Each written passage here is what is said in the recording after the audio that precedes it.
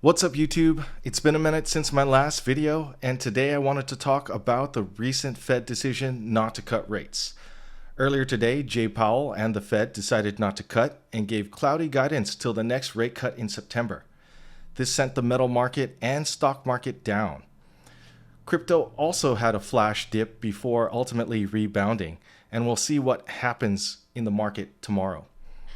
In the past, we used to talk about metals and crypto a lot on this channel, and I'll be making more videos on these topics because I think we're in some interesting times.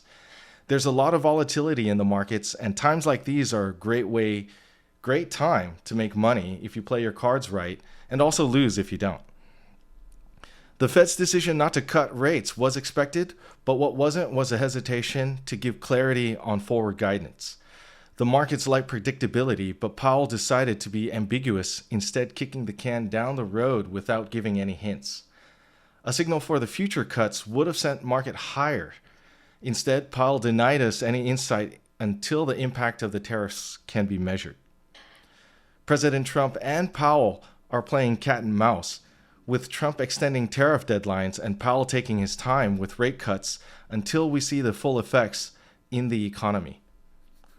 The way that I'm positioning my portfolio now is to prepare for inflation and pick some sectors that I think will grow in the future. I'm still anticipating for a drop in the market, so I'm keeping some powder dry in the meantime. Today's decision deflated the stock market's momentum for now. Crypto, on the other hand, is likely to continue to increase over time as value looks for a place to go to. It's not in fiat currency or bonds, so crypto, precious metals, and other types of assets like stocks or real estate are the most common stores that we know of. In other markets like luxury goods, we're seeing a big drop in prices as people become tighter with their wallets and finding that value holds only for the strongest brands and categories.